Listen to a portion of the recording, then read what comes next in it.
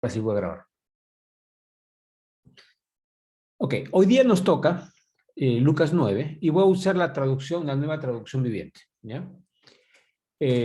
Van a notar acá que en esta he puesto las letras en rojo. Todo lo que está en rojo son palabras directas de Jesús y lo otro son las explicaciones que van junto con el Evangelio, como lo escribió Lucas. ¿Ok? Comenzamos. Cierto día, no dice cuándo, Jesús reunió a sus 12 discípulos, o también apóstoles, como dice en otras traducciones, versículos, o los apóstoles, según los manuscritos, y le dio poder y autoridad para expulsar a todos los demonios y sanar enfermedades. Miren, son dos palabras. No dijo le dio poder, cualquier otro, le dio poder para sanar, o le dio autoridad para sanar. No, le dio poder y autoridad. Son dos cosas. El poder es la habilidad, la capacidad, pero la autoridad es tú puedes ordenar, porque eres parte mío, ¿no? El Señor, cuando estamos en Él dijo también, y vamos a ver en otro versículo, que hagamos todas las cosas en su nombre, en la autoridad de Él. Entonces, Él nos concede esa autoridad. ¿Cómo se llama eso? Un albacea.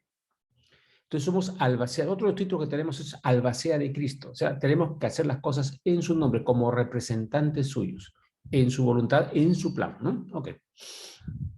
¿Para qué les dio? Para expulsar a todos los demonios, ojo, a todos, y sanar enfermedades. No dijo cierta categoría de demonios, no. Dijo poder y autoridad para expulsar a todos los demonios y sanar enfermedades. Fíjense que para expulsar, dijo a todos. En cambio, para sanar enfermedades no son a todas. Nos dio poder y autoridad, pero no todas, por la orden, son sanadas. Jesús mismo echó fuera todos los demonios que se presentaron. Pero, por ejemplo, en Galilea, cuando estuvo en Nazaret, no pudo curar a todos, curó a unos pocos nada más. ¿Me entendieron el punto? Ok, seguimos. Luego los envió para que anunciaran a todos acerca del reino de Dios y sanaran a los enfermos. O sea, ¿qué hizo? Un encargo. ¿Cuál es el trabajo del discípulo? Predicar el evangelio del reino de Dios. Significa lo que Dios quiere para nosotros, ¿cierto? Evangelio es las buenas nuevas, otra vez la palabra. Y sanar a los enfermos. Ojo que eso es algo que a veces nos olvidamos. No hemos sido mandados a predicar, hemos sido mandados a predicar y sanar. Sanar físicamente, emocionalmente y espiritualmente. Es para todas las áreas del ser humano. La sanidad embarca las tres por separado o juntas, ¿no?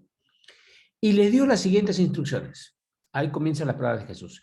No lleven nada para el viaje, ni bastón, ni bolso de viaje, ni comida, ni dinero, ni monedas, dice en otra traducción, ni siquiera una muda de ropa. Es bien interesante esto.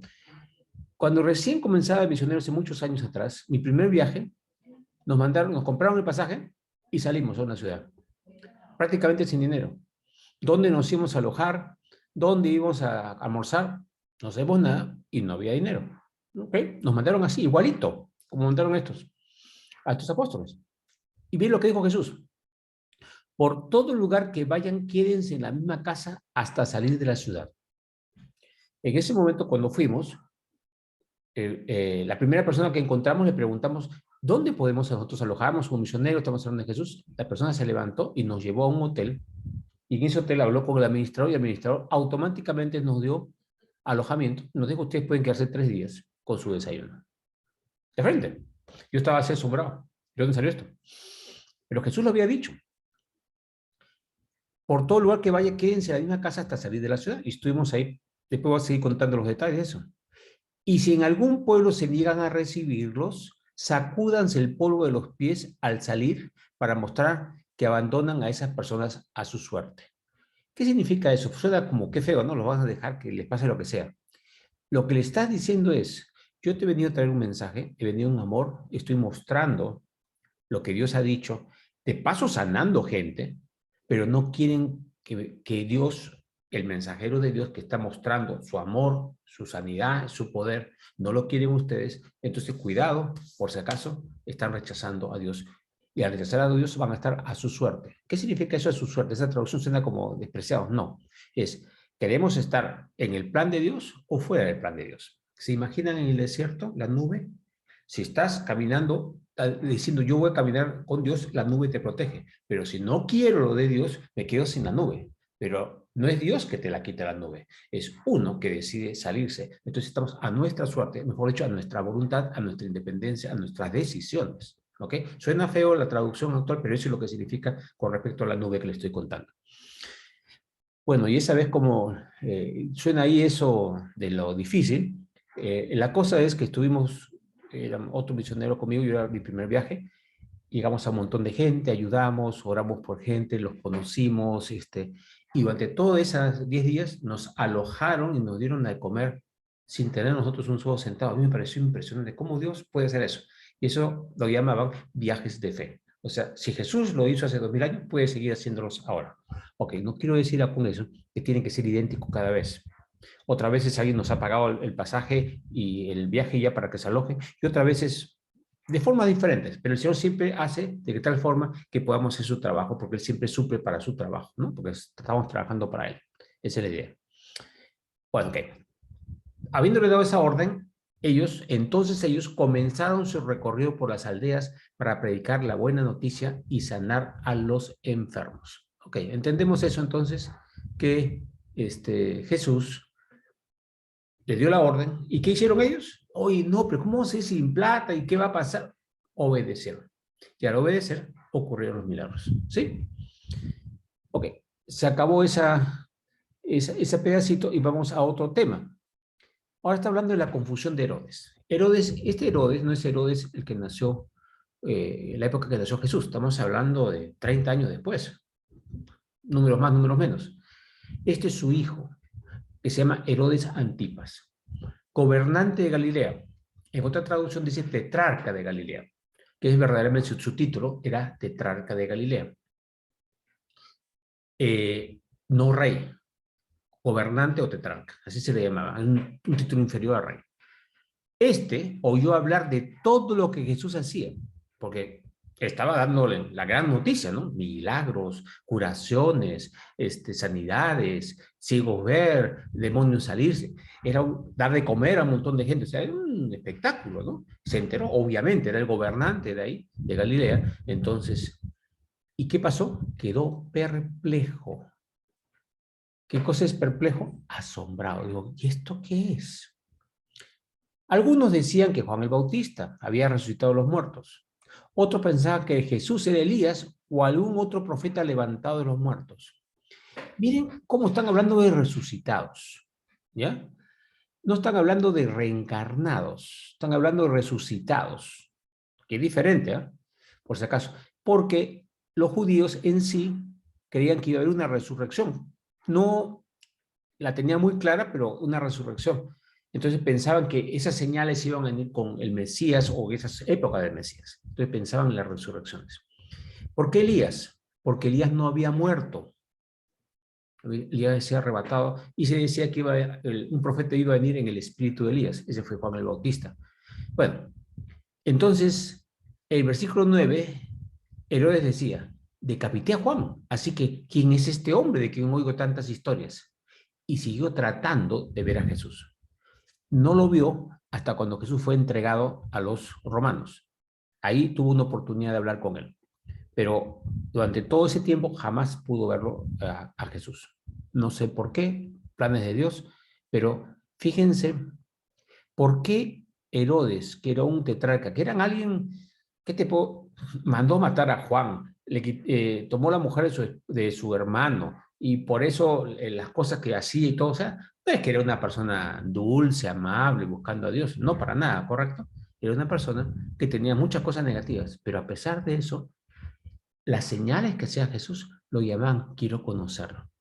Entonces, nosotros ayudamos a otros, y si bien la palabra dice que no sepa tu mano derecha lo que da tu mano izquierda, a quien tenemos que proclamar con nuestro ejemplo es a Dios. O sea, tiene que ser lo suficientemente visible para que otras personas se acerquen a Dios, ¿correcto? ¿Ok? ¿Bien claro? No es que tengamos que hacer las cosas escondidas, no. Tiene que ser para que Dios sea glorificado. Entonces, el punto es que se vea y la gente pueda sentirse atraída al mensaje.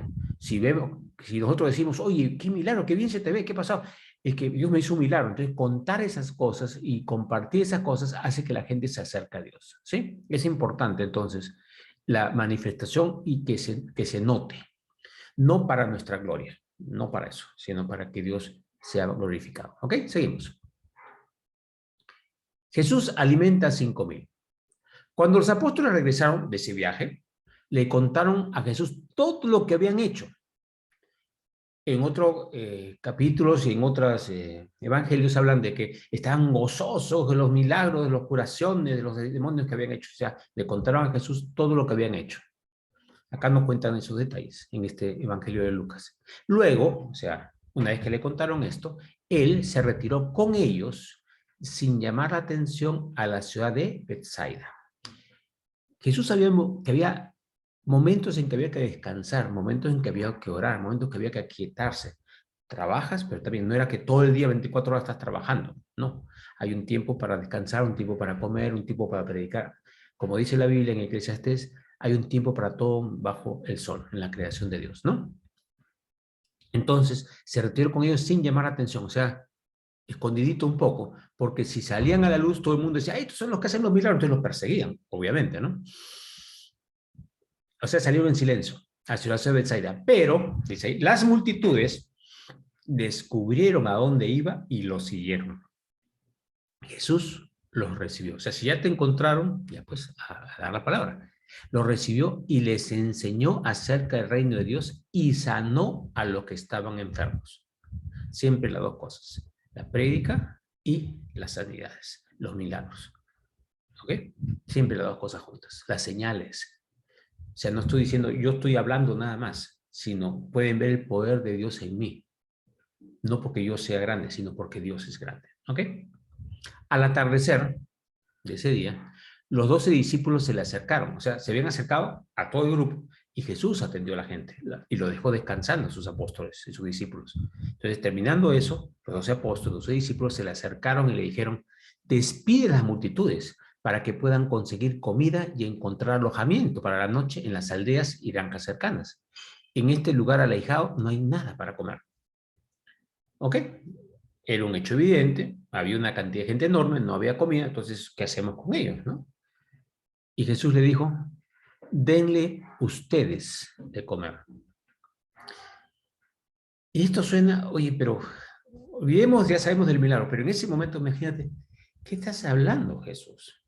¿De dónde vamos a darle de comer? ¿De dónde vamos a sacar nosotros comida?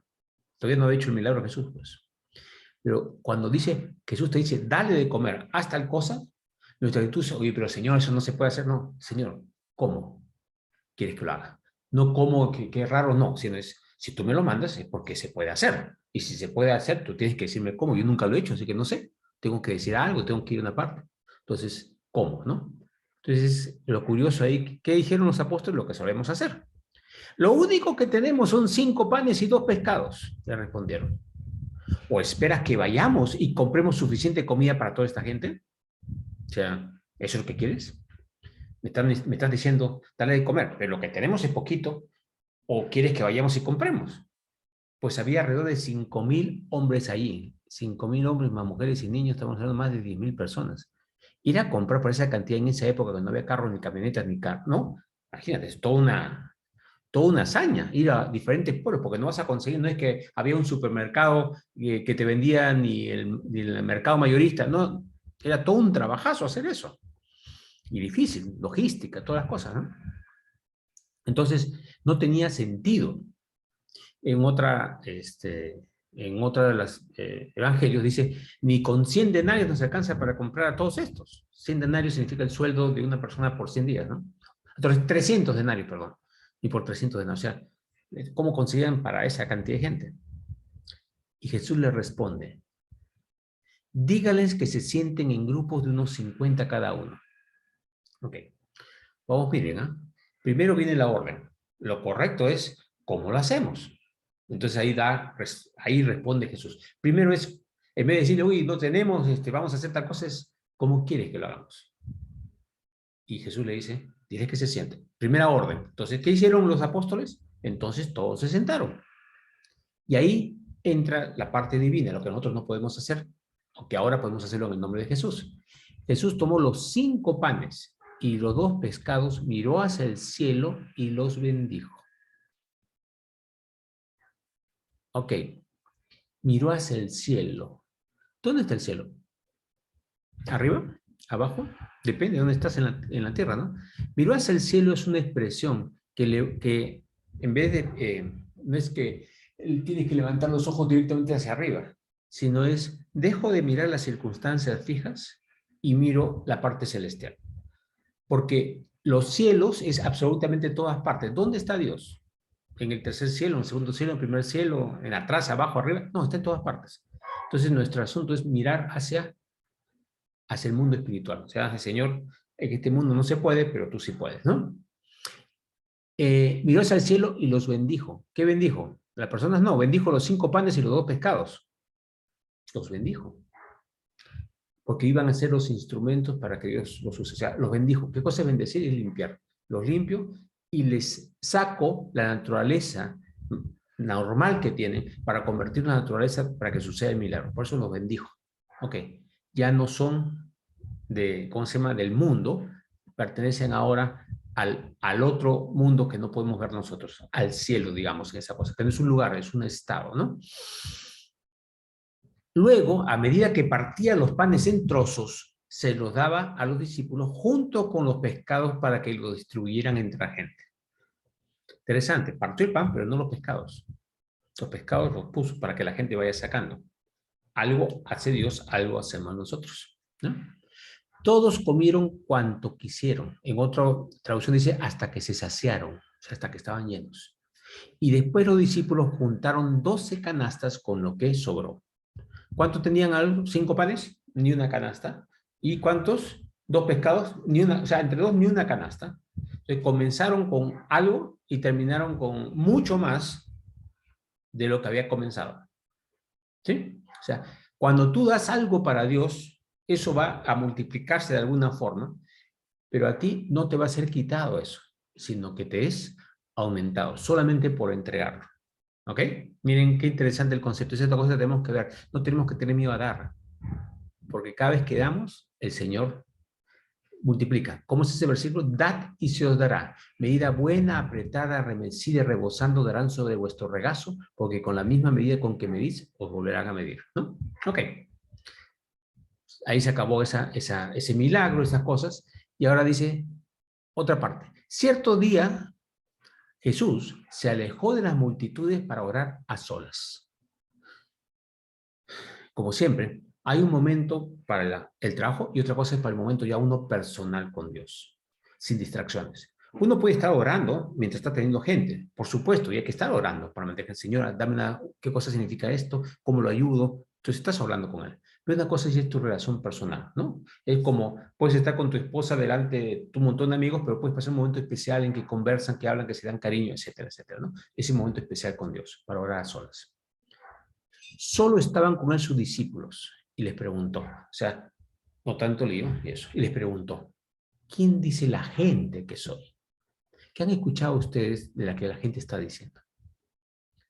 Bueno, contestaron, algunos dicen que Juan el Bautista, otros dicen Elías, y otros dicen que eres uno de los otros antiguos profetas que volvió de la muerte, o sea, que resucitó. Lo mismo que pensaba, ¿quién? Herodes, el tetrarca, Herodes Antipas. Porque eso es lo que decía la gente. Entonces está repitiendo lo mismo porque eso es lo que decía la gente. Entonces Jesús les preguntó, ¿y ustedes quién dice que soy? Miren, esta es una cosa bien importante esta pregunta y este tema ahorita acá. El mundo puede decir lo que sea. Cualquier religión puede decir lo que sea. Hay diferentes denominaciones. Y la pregunta es, ¿quién decimos nosotros que es Dios? ¿Qué es Jesús? ¿Qué es para nosotros realmente? ¿Qué hemos aprendido de Él? Que es importante, tenemos que analizar eso para nosotros. No qué dice la gente, que es para ti. Entonces Pedro se levanta y decía, tú eres el Mesías enviado por Dios. La palabra en otras dice el Cristo. Recordemos que Mesías es en hebreo y Cristo es en griego. Pero hay diferencia. Mesías significa ungido, y aunque Cristo ahora lo traducimos como ungido, significa bañado o untado con grasa de cerdo. ¿Ya? La palabra Cristo no era una palabra muy bonita cuando la usaron para nosotros, era más bien una burla. Pero después la tomamos como cristianos, y la tomamos, nos llaman cristianos, perfecto, que significa ahora los ungidos de Dios, pero la palabra era una burla. O sea, la verdadera palabra no es Cristo, sino es Mesías, ungido por Dios, por el Espíritu Santo y en aceite del Espíritu Santo, ¿sí? Ok. Y en ese momento, Jesús les advirtió a sus discípulos que no dijeran a nadie quién era él. ¿Por qué? Si se anunciaba como el Mesías ante todos, los judíos lo iban a raya y no iba a poder terminar su ministerio. Necesitaba un tiempo. Entonces, no revelar que era el Mesías era para dar el tiempo para poder llegar a más gente, para poder difundir más el mensaje antes de que él tuviera que partir, porque tenía que partir. Y ahí Jesús les dice esto, que lo dice en varias oportunidades. No les dice esto una vez, lo dice en varias oportunidades y a lo largo de los evangelios vamos a verlo. Dice, el Hijo del Hombre, que era el título con que él se llamaba así, siempre decía el Hijo del Hombre, o sea, está hablando de él, tendrá que sufrir muchas cosas terribles, les dijo. Será rechazado por los ancianos judíos, por los principales sacerdotes y por los maestros de la ley religiosa, o los escribas también llamados, y los fariseos. Lo matarán, pero al tercer día resucitará. Estaba anunciando su muerte y su resurrección desde el comienzo de su ministerio. Él anunció una y otra vez que eso era su destino. Entonces, ¿eso se lo dijo a quién? A todos. No, a sus discípulos. Eso era para sus discípulos. Y luego hay un mensaje para el público en general. Acuérdense que Jesús habla de una cierta forma a su gente cercana y una forma diferente al público en general. Es igual, cuando Dios, tú tienes una relación más profunda y más profunda con Él, te estás volviendo su discípulo, entonces lo que te va hablando son cosas también más profundas, que no le dice a los demás porque todavía no la van a poder recibir ni entender. Entonces es un proceso de ir aprendiendo y entendiendo. Dice ahí, entonces dijo la multitud, si alguno de ustedes quiere ser mi seguidor, mi discípulo, tiene que abandonar su propia manera de vivir. Claro, ¿cómo vas a ser discípulo de alguien siguiendo haciendo lo que hacías antes? Si vas a ir donde un carpintero para ser carpintero, o sea, tu maestro es carpintero, tú eres discípulo del carpintero, vas a ser carpintero, pero te pones a sembrar todo el día y no trabajas en la carpintería, no eres discípulo, pues. Lógico, ¿no es cierto? Si alguno de ustedes quiere ser mi seguidor, tiene que abandonar su propia manera de vivir, tomar su cruz cada día y seguirme. Ok, cuando dice cruz acá, el ha sido traducido, es cargar lo que tiene que hacer, su obligación. Jesús, la cruz no era un castigo para él, fue lo que tenía que hacer, o sea, su misión en la tierra. Entonces, acá para nosotros, cargar la cruz significa cumplir nuestra misión, que nos suena como pesado porque tenemos que renunciar. Acuérdense que la cruz también es morir, el símbolo de morir. Muero a mis propios planes y me someto a los planes de Dios, que son mejores que lo que yo puedo tener. O sea, abandono mi propia manera de vivir para vivir como Cristo quiere que viva, tomo mi cruz, renuncio a mis planes para seguir los planes de Dios que son mejores que los míos, y ahí puedo seguir a Dios. Ahí sí estoy siguiendo a Dios. No estoy siguiéndolo si no hago esas otras cosas. Una cosa es ser hijo de Dios, otra cosa es ser discípulos. Por eso, si ustedes quieren ser mi seguidor, mi discípulo, no estoy hablando de ser salvos, porque había mucha gente que es salva, pero no es discípulo de Dios. Es otra categoría. Discípulo es el que sigue al maestro, ¿sí? Sigue, el 24. Si tratas de aferrarte a la vida, o sea, quiero aferrarme a las cosas que hay en la vida, el dinero, la seguridad, la salud, cosas, ¿qué va a pasar? La perderás. Pero si entregas la vida, tu vida, o sea, Señor, esto es tuyo, ¿sí? Por mi causa, si entregas tu vida por mi causa, no que entregas la vida por un ejército, por un país, por un negocio, no. Si entregas tu vida por mi causa significa por mi culpa, no. Por mi causa significa por mi objetivo, por mi negocio, por mi plan, por mi reino. No es por mi causa, el otro sentido que es por mi culpa, no, no, no. Es por la causa de Dios, por el plan de Dios. Esa es la traducción de esa causa, ¿eh? Si entregas tu vida por mi plan, la salvarás. ¿La salvarás en qué sentido? La salvarás, la salvación no es por obras, es por gracia. Entonces, ¿la salvarás a qué se refiere? Que vas a tenerla purificada, que va a ser mejor, que va a ser mucho más de lo que podrías lograr si no lo haces de esa forma. Si te aferras a tu vida, no vas a lograr la cantidad de cosas que puedas lograr si sueltas tu vida y la confías y la entregas al Señor para la causa de Dios. ¿Ok? 25. ¿Qué beneficio obtienes si ganas el mundo entero, pero te pierdes o destruyes a ti mismo? ¿Cuál es el objetivo de hacer dinero si no vas a conseguir lo que realmente Dios quiere para ti, que es lo mejor? Nah. Ahora, no quiere decir que en el plan de Dios no puede darte también fondos para tener tu casa, tener tus cosas, tener tu comida, tus necesidades cubiertas. No es que sea eso malo. Dios jamás le quitó el dinero a Nicodemo, ¿cómo se llama? Ni a Lázaro, ni le dijo no. La gente lo ayudaba, pero jamás le dijo no, ustedes tienen que ser pobres absolutos. No, para nada. Y comía en la casa de ellos y descansaba en la casa de ellos. Jesús jamás le quitó. Y que ustedes por tener esa plata tienen que irse al infierno. No, no, no, no está hablando de eso, ¿sí? Es decir, si ganas el mundo, o sea, si estás buscando ganar el mundo en vez de ganar el reino de Dios para tu vida, ¿no? ¿Qué obtienes si ganas el mundo entero, pero te pierdes o destruyes a ti mismo? Porque si no estamos buscando el reino de Dios, estamos deteriorándonos a nosotros mismos, o sea, nos estamos haciendo daño a nosotros. Buscar el reino de Dios es beneficiarnos a nosotros. Obviamente beneficiamos a otras personas, pero nos beneficiamos nosotros. Acuérdense de ese versículo.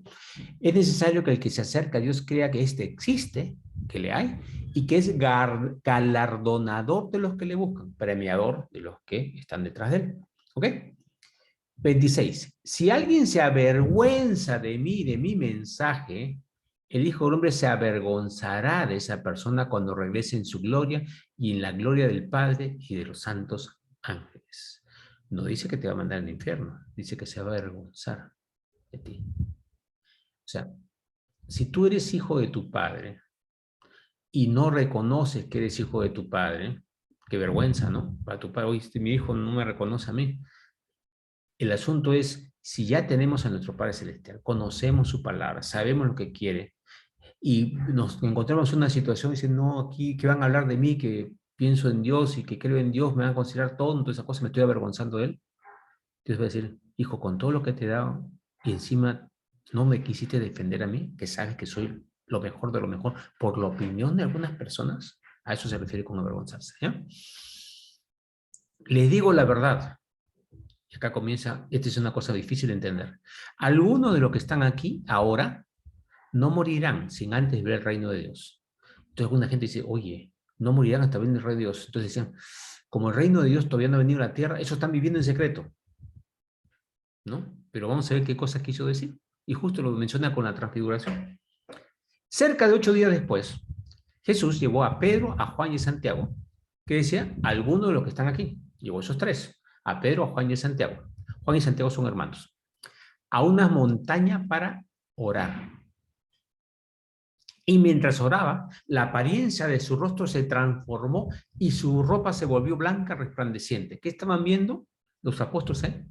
La manifestación del reino de Dios. Estaban viendo el reino de Dios manifestarse en gloria. ¿Te imaginas? Su cara, su ropa empezó a brillar, empezó a verse totalmente diferente. De repente, dice, en ese momento aparecieron dos hombres, que fueron Moisés y Elías, y comenzaron a hablar con Jesús. Se veían llenos de gloria, o sea, se notaban, wow, este es un espectáculo, estaban viendo el reino de Dios. Dice, no decían que iban a entrar al reino de Dios, no morirán sin antes verlo. Te pudieron ver una parte del reino de Dios, ¿no es cierto? De repente aparecieron y se veían llenos de gloria. Y hablaban sobre la partida de Jesús de este mundo, lo cual estaba a punto de cumplirse en Jerusalén. Este momento fue muy cercano a la partida de Jesús. La transfiguración fue al final. Cuando vemos los evangelios, el orden cronológico no es muy exacto. Y vamos a ver, y en el de Juan se nota aún más todavía, que, digamos, más de la mitad del libro de Juan es la última semana de la vida de Jesús en la tierra. Y los finales son los 40 días ¿cómo se llama? De que murió hasta que ascendió a los cielos. Pero estamos en no describen los año y medio, 2 años, 3 años. Hay una discusión sobre eso, por eso no quiero entrar. Los años del ministerio de Jesús completo, sino se enfocaron más en ciertas zonas. Y eso también en Lucas se ve en las partes del comienzo que él la narra, pero aquí ya vemos que estaba muy cerca la partida de Jesús, porque la transfiguración fue muy cerca a la partida de Jesús. ¿Sí? Ok, seguimos. Pedro y los otros, dice, se durmieron. En las otras traducciones dice, estaban muy cansados. Dice, cuando despertaron, vieron la gloria de Jesús y a los dos hombres de pie junto a él. En esta versión sí, pero en las otras versiones dicen que estaban como asombrados y como en shock y no se daban mucha cuenta de qué es lo que realmente estaba pasando. Acá tradujeron como durmiendo, ¿no? O sea, pero no es dormirse que se tiraron a dormir, sino eran como estaban en shock y de repente, ¡plop!, se les abrieron los ojos y despertaron. Entonces, cuando despertaron, cuando abrieron los ojos, ya claro, cuando se aclararon su vista, vieron la gloria de Jesús y a los dos hombres de pie junto a él. Cuando Moisés y Elías comenzaron a irse, Pedro, sin saber siquiera lo que decía, exclamó: Maestro, es maravilloso que estemos aquí. Hagamos 3 enramadas como recordatorios, uno para ti, una para Moisés y otra para Elías. En las otras traducciones dice que en un momento dado los discípulos se acercaron a Jesús separándolo de los otros dos y le dijeron: Señor, hacemos 3 enramadas para ustedes para que descansen. O sea, de acuerdo al manuscrito es un poco, pero la idea es la misma. ¿Cuál es? Vamos a hacerle 3 enramadas. La palabra enramada es una mala traducción, es hacerle 3 tabernáculos. Es la palabra judía que se usaba en esa época. Tabernáculos eran las moradas que tenían los judíos cuando estuvieron en el desierto. Y eso corresponde a una fiesta que se llama la fiesta de los tabernáculos, que no corresponde a esa época para nada, pero que los judíos celebraban esa fiesta en que hacían tabernáculos para vivir en el campo, para hacerles acordar que ellos habían vivido en el desierto por 40 años. Entonces, sencillamente hacer unos tabernáculos era como para que estemos juntos, como recordando eso, qué sé yo, se le estaba ocurriendo, ¿no? Lo decían por decir. ¿Por qué? Dice la cosa bien clara. Porque estaban asombrados, sin saber siquiera lo que decían, lo están diciendo por decir, porque una costumbre que tenían. Pero no había terminado de hablar cuando una nube los cubrió, y mientras los cubría, se llenaron de miedo. Se asustaron los apóstoles, ¿no? ¿Qué pasó? Entonces, desde la nube, una voz dijo: Este es mi hijo muy amado. O en esta traducción, este es mi hijo, mi elegido. Las dos cosas se puede traducir: mi preferido, mi elegido, mi bien amado, mi muy amado. ¿Sí?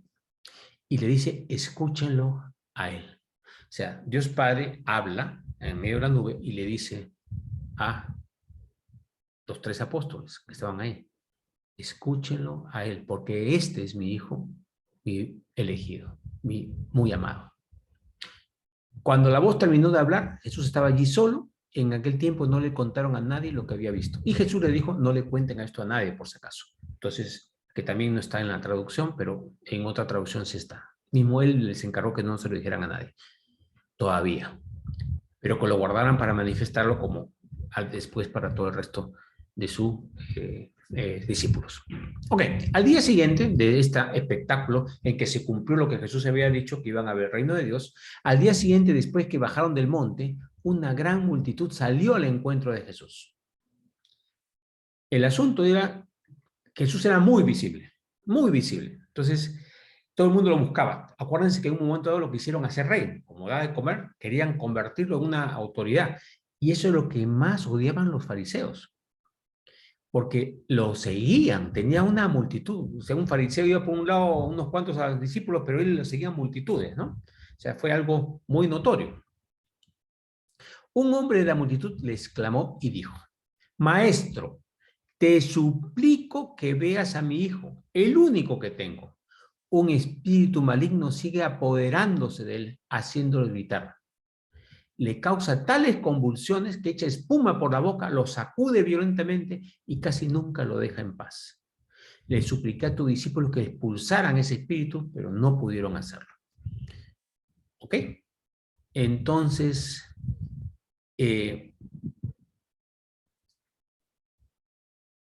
Jesús entra y le dice: gente corrupta y sin fe. Esa traducción es muy fuerte, ¿eh? Corrupta es alguien que no está limpio, ¿ya? Impura y sin fe. Gente incrédula sin fe. ¿Qué cosa es un corrupto? Es una corrupción. Tú tienes algo que es muy bueno, por ejemplo, un pedazo de carne, está buenísimo, pero lo dejas a la intemperie. 2, 3 días, ¿qué cosa? Se corrompe, se pudre. Todo se pudre si no se usa, ¿no es cierto? Entonces, si la palabra que te da Dios no la introduces, entonces la estás haciendo corrupta. O si tú no te purificas en Dios, te contaminas, te haces corrupto, ¿no? Entonces le dice a otra gente que no están aceptando mi palabra. ¿Qué les dije a ustedes hace poquito? En otras palabras, no les dije, les doy poder y autoridad sobre todo demonio. Entonces, ¿qué les pasó? Dice, ¿hasta cuándo tendré que estar con ustedes y soportarlos? Ok, vamos por partes con esa palabra. La palabra soportar en la Biblia tiene un significado diferente que el que tiene ahora. Agarras y dices, tienes un hermano muy difícil, pues tengo que soportarlo, es mi hermano. Mi padre, pues, borracho, tengo que soportarlo porque es mi padre. Tiene su carácter, pero tengo que soportarlo. Soportarlo como tengo que, ¿qué me queda? Tengo que aguantarlo. Soportarlo acá es ser el ancla, la viga que te sostiene, sostenerlo. ¿Hasta cuándo tendré que estar con ustedes para sostenerlos? Porque ya les he dado mi palabra. Ok, Karen levantó la mano. Es más como de inglés, ¿no? Como sport. Más como de la parte de inglés. ¿Correcto? Parece. Sí, correcto. Ok. Entonces, cuando Jesús hace eso, significa eso. ¿Hasta cuándo tendré que estar con ustedes para sostenerlos? Ok, Jesús está con nosotros siempre y el Padre está con nosotros siempre.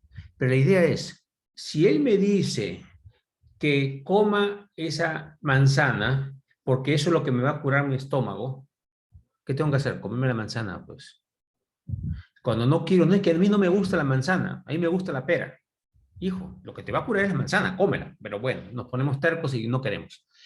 Entonces, nuevamente si ya nos ha dado la palabra específica para algo, ¿por qué no nos apoyamos en esa palabra que ya está en nosotros? Ojo que Jesús no solamente lo hizo ahí, ¿eh? Si vemos el Antiguo Testamento, cuando iban a cruzar el mar rojo, ya se los he explicado, le dijo, ¿qué tienes en tu mano, Moisés? Porque Moisés estaba orando para que abran el mar, ¿no? Dijo, ¿por qué me pides? ¿Qué tienes en tu mano? En otras palabras, ya tienes la vara que te he dado, hazlo. Y ahí lo hizo Moisés. ¿Okay? Igual nosotros. Dijo bien claro, no hay espíritu malo, demonio que se pueda resistir a ustedes, porque les da poder para echar fuera todo demonio. A eso se refería, ¿ok? Acuérdense que hablamos que la sanidad no siempre es para todos. Entonces le dijo al hombre, tráeme a tu hijo aquí. Cuando el joven se acercó, el demonio lo arrojó al piso y le causó una violenta convulsión, pero Jesús reprendió al espíritu maligno o impuro y sanó al muchacho. Y después lo devolvió a su padre. El asombro se apoderó de la gente al ver esa majestuosa demostración del poder de Dios. ¿Ok? Acá no se dice en ¿cómo se llama? En este evangelio, pero en otro le preguntan a Jesús, Señor, ¿por qué no pudimos nosotros echar fuera ese demonio? Y Jesús le dijo, este género no sale sino con oración y ayuno. Oración, ¿qué es? Comunicación con Dios. ¿Y qué es, en qué se refería con ayuno? Que no distraerse. Acuérdense que el ayuno es concentrarse, no dejo de comer para no distraerme y concentrarme en Dios. En otras palabras, ¿qué cosa es concentrarme en Dios? Concentrarme en su palabra, concentrarme en su presencia. Entonces, si no estamos en oración y ayuno, y no estaba hablando de la parte física, sino en la parte espiritual, entonces, digamos, ciertos espíritus se resisten un poco más. Pero si estás en el espíritu, en oración y ayuno espiritual, a eso me refiero, el espíritu te va a obedecer. Es porque estás desconcentrado, no estás apoyado realmente en la palabra. A eso se refería en el otro evangelio. Ok. Jesús predice otra vez su muerte, profetiza su muerte más que predecir, ¿no? No está prediciéndola, aunque en castellano se dice, lo estoy diciendo antes que ocurra, pero suena como a brujería. No, está profetizando. Mientras todos se maravillaban de las cosas que él hacía, Jesús dijo a sus discípulos, escúchenme y recuerden lo que digo, el Hijo del Hombre será traicionado y entregado en manos de sus enemigos. Dios no hace nada sin avisar antes a sus hijos. El versículo es, Dios no hará nada sin avisar antes a sus siervos los profetas. Conforme uno va creciendo, el Señor te manifiesta ciertas cosas. Por supuesto, en este momento en la vida, ciertas cosas te suceden para que confíes, sí, pero cuando hay algo que revelar, el Señor te lo va a revelar, porque esa es su palabra. Y nos ha revelado muchas cosas de cómo va a venir y cuándo va a venir, ¿no? Bajo qué circunstancias. Sin embargo, los discípulos no entendieron lo que quiso decir. El significado de lo que decía estaba oculto de ellos. Por eso no pudieron entender y tenían miedo de preguntarle. Tenían miedo de que te vas a morir, te no vas a dejar solo, o sea, ese miedo, ¿no? Pero al mismo tiempo no entendían bien porque no tenían todavía que entender. Entonces Jesús le dijo, por si acaso esto va a pasar, esto va a pasar, esto va a pasar, para que cuando pasara, ellos se acordaran, claro, Él nos dijo eso. Es igual que en muchas profecías sobre el tiempo del fin, que mucha gente la interpretó de ciertas formas, cuando han pasado, dijeron, ah, sí pues, Jesús dijo así, así, así ha pasado. O sea, vamos viendo cómo se va cumpliendo. El Salmo 22 de la muerte de Jesús profetizó exactamente su muerte y sus detalles. Ahora entendemos, ah, claro, esto significó esto, esto fue esto, y podemos ver la explicación. O sea, Jesús nos reveló, no necesariamente lo entendimos en ese momento, pero Jesús nos va revelando cosas, ¿eh? Después las podemos entender. 46. Entonces, los discípulos comenzaron a discutir entre ellos. ¿Y por qué discutirían? Acerca de quién era el más importante. Yo Pedro, yo Juan, yo Andrés, yo fui el primero, no fue... pero Jesús conocía lo que ellos pensaban, así que trajo a un niño y los puso a su lado, al lado de él, y luego le dijo, todo el que recibe de mi parte, en mi nombre, dice en otra traducción, ¿ok? De mi parte, en mi nombre ¿qué significa? Como representante mío. O sea, no lo está haciendo porque yo soy bueno, no, porque estoy haciéndolo en el nombre de Jesús, de parte de él, como encargado y albacea suyo. Si alguno recibe de mi parte, en mi nombre, a un niño pequeño como este, me recibe a mí. O sea, cuando estoy obedeciendo a Dios al ayudar a alguien, estamos recibiendo a Jesús de paso. O sea, más bendiciones todavía. Y todo el que me recibe a mí, también recibe al Padre. O sea, cuando entra Jesús en nosotros, el Papá entra junto. Por eso en nosotros vive Padre, Hijo y Espíritu Santo. Somos el templo de Dios en toda su dimensión. Recibe a mi Padre, al Padre aquí, que me envió. El más insignificante entre ustedes es el más importante. ¿Cuál es el más insignificante? El que no se dice mejor. El que se dice, bueno, yo soy bien poca cosa, pero Dios dijo que vive en mí, así que acá está en mí. Yo soy chiquitito, pero Él es fabuloso, ¿no?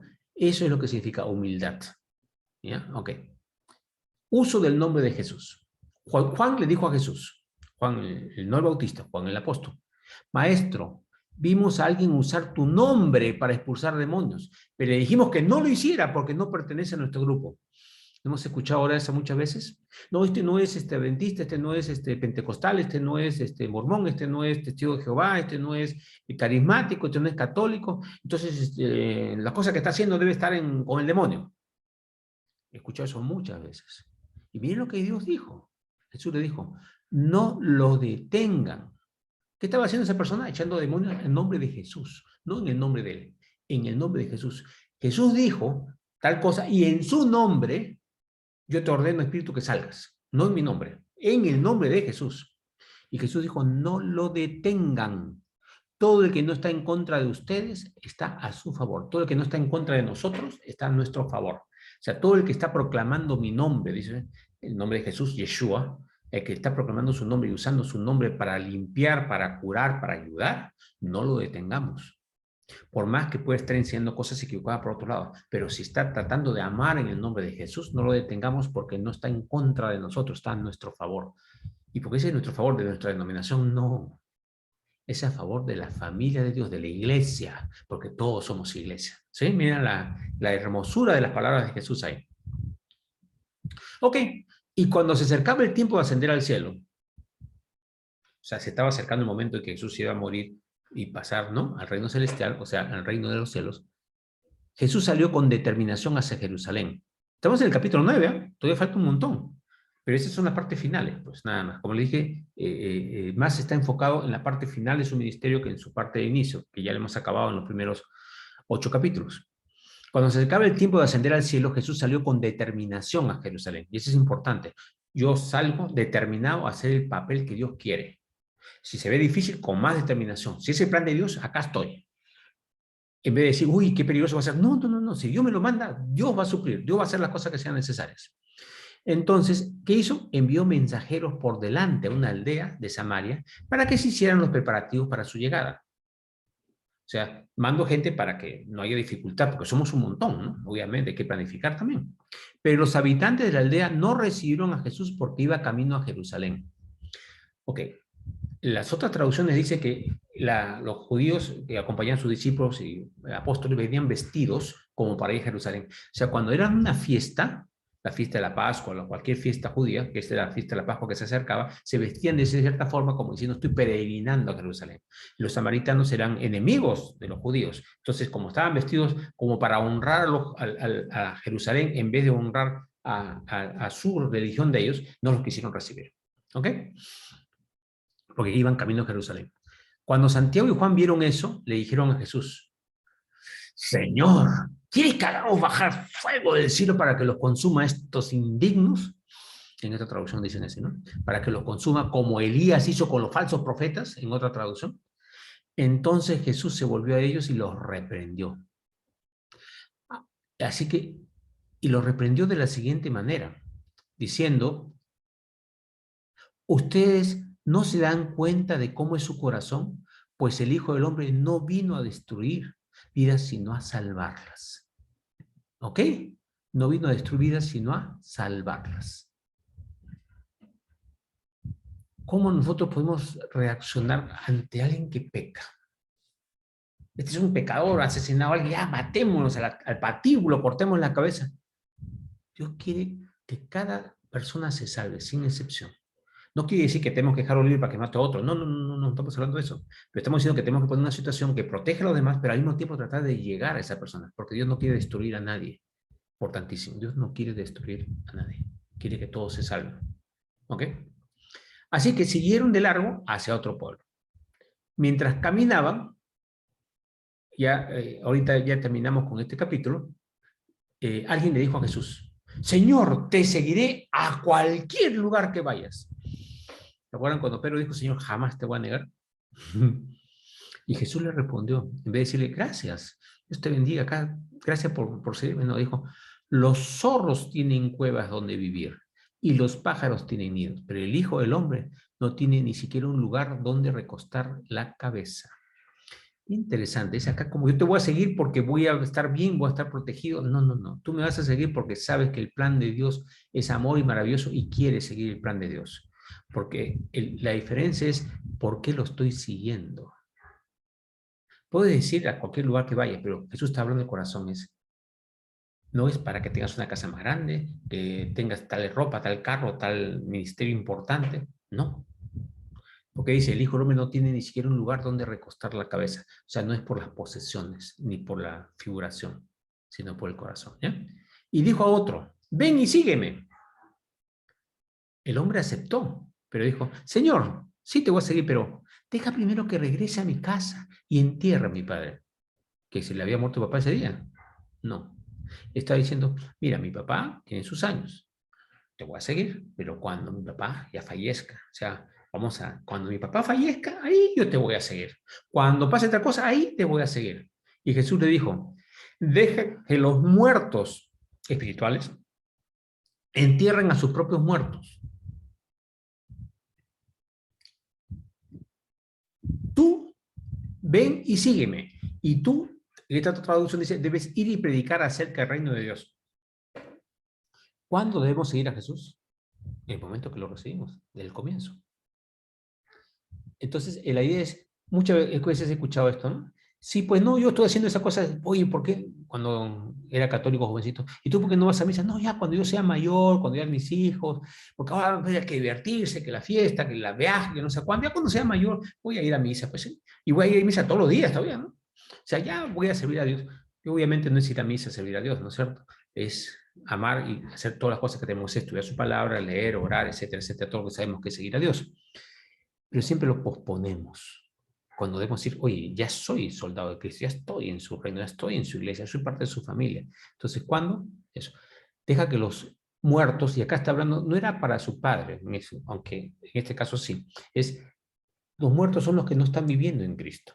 Todo aquel que no vive en Cristo y los planes que tienen, si bien pueden ser bonitos y podemos acompañarlos, eso no es nuestro objetivo. De paso podemos relajarnos, por supuesto, ¿por qué no? Pero no es nuestro objetivo, es momentáneo, pero es nuestro plan con Dios, ¿no? Por eso dijo que eso deja que los muertos entierren a sus muertos. Otro dijo, sí, Señor, te seguiré, pero primero deja que me despida de mi familia. Jesús le dijo, El que pone la mano en el arado y luego mira atrás no es apto para el reino de Dios. Y en otra dice, no es digno del reino de Dios. Voy a dejar de compartir un momentito y vamos a ver con esto de que no es digno del reino. El que pone su mano en el arado y mira atrás. ¿Qué pone la mano en el arado? Vamos a ver con cuidado. Es, eh, si tú vas en esa época un trabajo, era un trabajo de agricultor, ¿no? Y te dicen, ¿vas a trabajar conmigo? Ok. Entonces te voy a enseñar todas las cosas. Y una de las cosas que te enseñan es dirigir a los bueyes y poner el arado para poder arar la tierra para cultivarla. Entonces ya estás metido en el trabajo. Dice, si ya te metiste en el trabajo, ya conoces lo del reino de Dios y ya has estado conmigo y eres parte de mi equipo, no mires atrás. Si estás mirando atrás es que no has entendido hasta ahora lo que está pasando. Entonces no eres digno. ¿A qué se refiere con no eres digno? ¿Es una basura? No. Todavía no te ha nacido. Hay gente que está en una iglesia, de la que sea, y está asistiendo, y está orando, está gritando y alabando, qué sé yo, pero todavía no ha entendido lo que es Dios en su vida, no la ha agarrado. Entonces, está ahí, pero está mirando a su vida anterior, porque todavía no la ha llenado, no le ha dado la paz que Dios quiere darte, ¿no? Entonces todavía no, realmente no ha entrado con todo su corazón. No es digno significa que todavía no está preparado.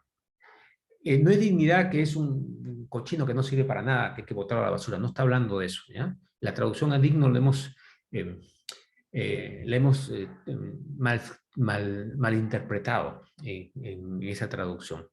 Significa sencillamente es todavía no está preparado para por lo que realmente Dios quiere darle, porque todavía no le ha entrado lo que es Dios en su vida, ¿sí? A eso se refiere con digno, por si acaso. Ok, gracias Señor Jesús por todo este tiempo, gracias por tu palabra, que es tan preciosa, tu amor tan maravilloso, tu comprensión, tu deseo de llegar a todo el mundo con tu evangelio para que todo el mundo se salve y que nadie se pierda, sino oramos para que todos nosotros seamos buenos ejemplos de tu palabra y de tu verdad. Te lo pedimos en el precioso nombre de Jesús. Amén y amén.